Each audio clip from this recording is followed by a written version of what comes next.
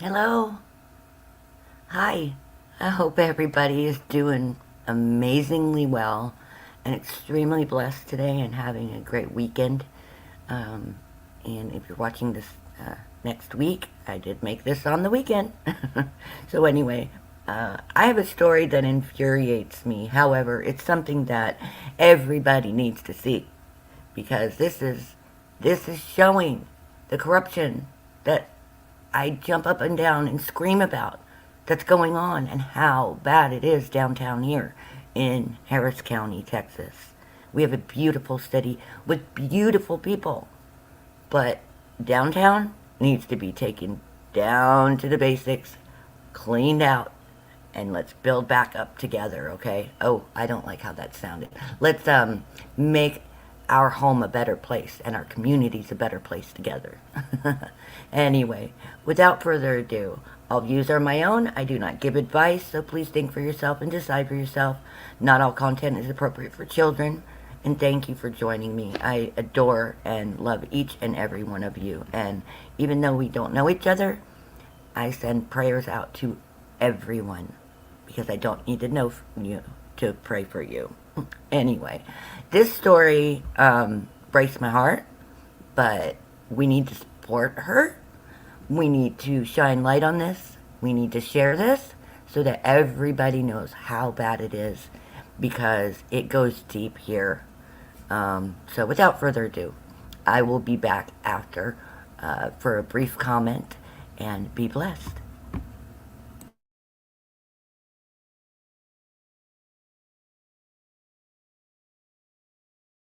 A 56-year-old woman worth tens of millions of dollars says that officials are trying to find her incompetent so lawyers can line their pockets. Fox 26's Randy Wallace has this exclusive report.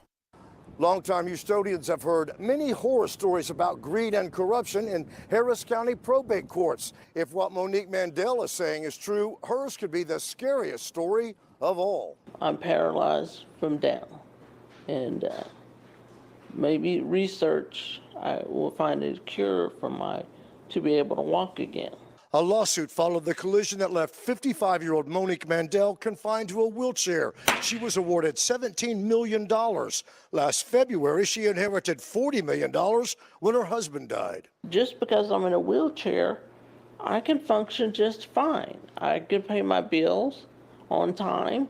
Mandel is under temporary guardianship in Harris County Probate Court number 3. A doctor appointed by that court claims Mandel is incompetent and can't manage her finances. She's not incompetent. I'm no doctor, but she's not incompetent. They come in and under the guise, oh, we will protect you from being financially exploited. I'm being financially exploited by these people. Last April, she found herself in a nursing home. There was no order to put her in a nursing home. They chose to do that. They had discretion, and that was their choice. There was no requirement they take her money from her. That was their choice. Before the temporary guardianship, Mandel received $60,000 a month. Now she gets $500 in prepaid cards. Meanwhile, about 8 attorneys are racking in hundreds of thousands of dollars. I believed in the legal system at one time. Now I seriously doubt it. Attorney U.A. Lewis had to fight in federal court to get Mandel out of the nursing home. They got lawyers, which they say on her behalf, to fight against her. So they made her pay for the lawyers who are fighting against her in that case. It's pathetic. Lewis says probate judge Jason Cox fired her from the case after she pointed out the temporary guardianship ended last June. I told him in open court, I'm an officer of the court, that I will not accept any payment from her directly or indirectly or in the future as a result of this temporary guardianship. There's no reason to throw me off this case except for if I'm trouble. Why are you perpetuating this witchcraft, this witch hunt on me?